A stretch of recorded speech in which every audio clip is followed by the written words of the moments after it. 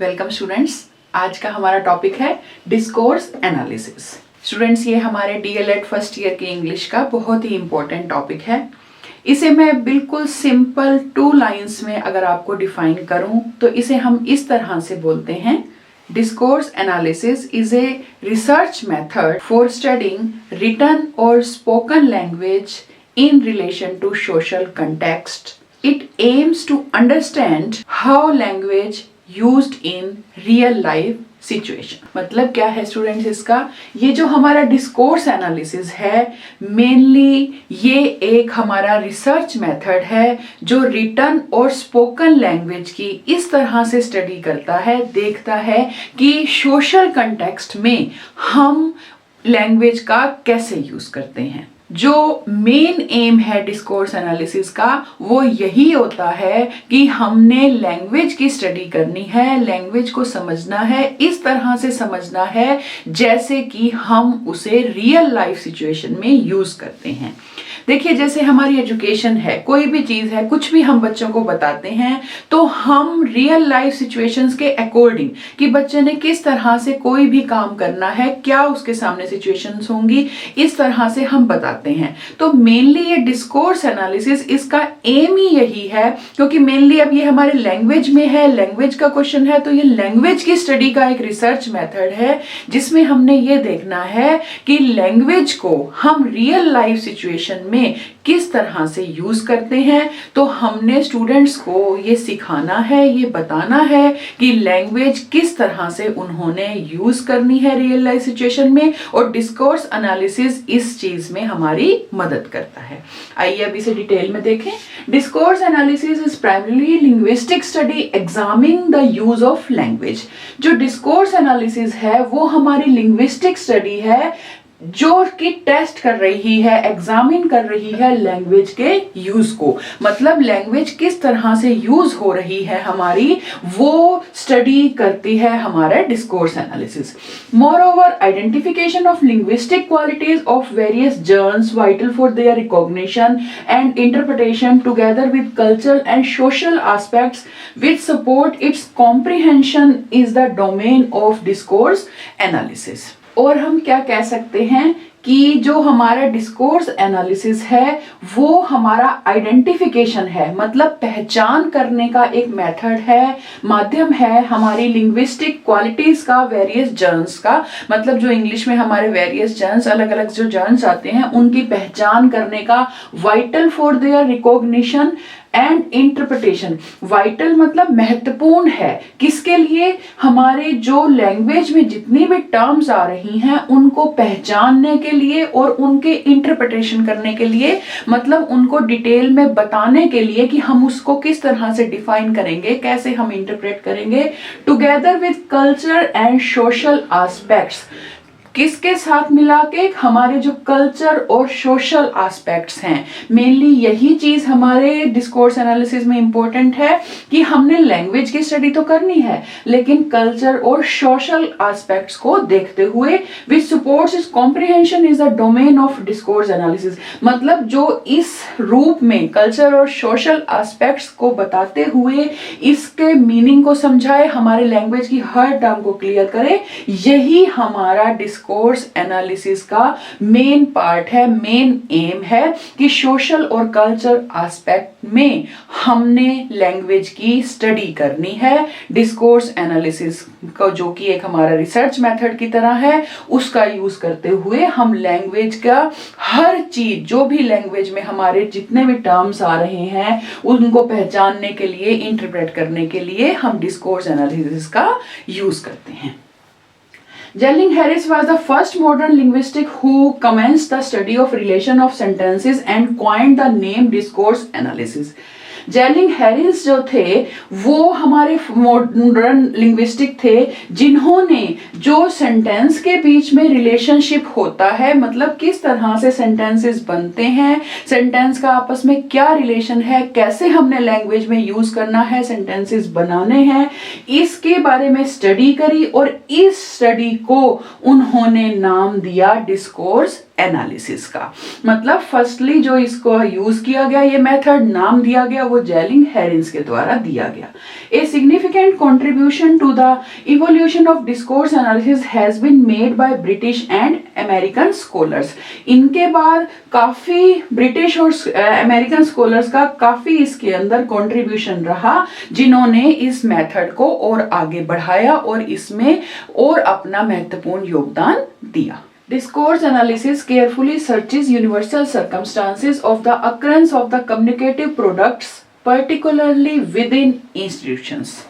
देखिए स्टूडेंट्स, ये जो हमारा एक रिसर्च मेथड है डिस्कोर्स एनालिसिस, ये केयरफुली सर्च करता है किस चीज को, जो यूनिवर्सल सर्कमस्टांसेस हैं इंस्टीट्यूशंस के अंदर, पर्टिकुलरली मतलब मेनली इंस्टीट्यूशन के अंदर जो कम्युनिकेटिव प्रोडक्ट्स के अक्रंस के, मतलब कम्युनिकेटिव प्रोडक्ट्स इंस्टीट्यूशंस में किस तरह से यूज किए जा रहे हैं, उनके क्या यूनिवर्सल सर्कमस्टांसेस हैं, इस चीज की मेनली ये डिस्कोर्स एनालिसिस खोज करता है।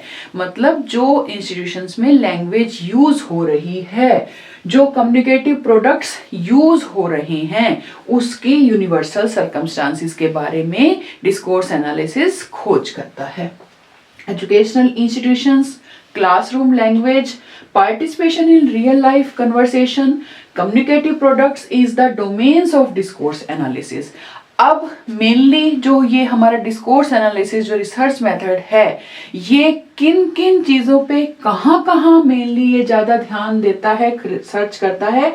एजुकेशनल इंस्टीट्यूशंस में, क्लासरूम में क्या लैंग्वेज यूज हो रही है, और रियल लाइफ कन्वर्सेशन में, कम्युनिकेटिव प्रोडक्ट्स में क्या पार्टिसिपेशन है इन सब चीजों का रियल लाइफ में। मतलब जैसे यहाँ हमने बात करी थी यूनिवर्सल सर्कमस्टांसेस देखते हैं तो एजुकेशनल इंस्टीट्यूशन में, फिर क्लासरूम लैंग्वेज क्या है, उनकी रियल लाइफ कन्वर्सेशन में क्या पार्टिसिपेशन है, और जो कम्युनिकेटिव प्रोडक्ट्स हैं ये सारे जो हैं ये मेनली डिस्कोर्स एनालिसिस के हमारे डोमेन होते हैं। मतलब ये एरिया है, ये विश्लेषण करने की सब जगह है जहाँ पे ये डिस्कोर्स एनालिसिस खोज करता है, सर्च करता है। To attain a good command of a foreign language, learner should be exposed to it in genuine circumstances and with natural fluency. देखिए, जब हमने किसी भी चीज को, कुछ भी हमने कुछ नया सीखना है, नेचुरली बात है वो हम कुछ जिस समाज में रह रहे हैं, जहां हम रहते हैं, जो हमारी सिचुएशंस हैं उसके अकॉर्डिंग ही हम कुछ नया सीखना चाह रहे हैं, या हमने कहीं और एडजस्ट होना है, हमने देखना है, हम वहाँ के सर्कमस्टांसेस देखते हैं, उसके अकॉर्डिंग हम नई लैंग्वेज या कुछ भी नया जो हमने सीखना है वो हम सीखते हैं। तो यहाँ हम बात कर रहे हैं लैंग्वेज की। अब फॉरेन लैंग्वेज जब हम सीख रहे हैं उस पे हमें गुड कमांड चाहिए। मतलब कमांड का मतलब यहाँ पे ये है कि हम उसे अच्छे से उसको समझ सकें, बोल सकें, लिख सकें। मतलब जो मेनली हमारी स्किल्स हैं लैंग्वेज की चारों, वो हमारी डेवलप हो सकें। तो फॉरेन लैंग्वेज पे गुड कमांड के लिए जो लर्नर हैं, जो सीखने वाले हैं, उनको जेन्युइन सर्कमस्टांसेस और नेचुरल फ्लुएंसी के साथ लैंग्वेज सिखाई जानी चाहिए। मतलब उनके सामने इस तरह की सिचुएशंस हम क्रिएट करें कि वो जो सर्कमस्टांसेस हैं वो जेन्युइन लगे और नेचुरली फ्लुएंसी बोलने में आए, सीखने में आए फॉरेन लैंग्वेज को। Classroom discourse seems to be the best way of systematizing the linguistic code that learners are to acquire.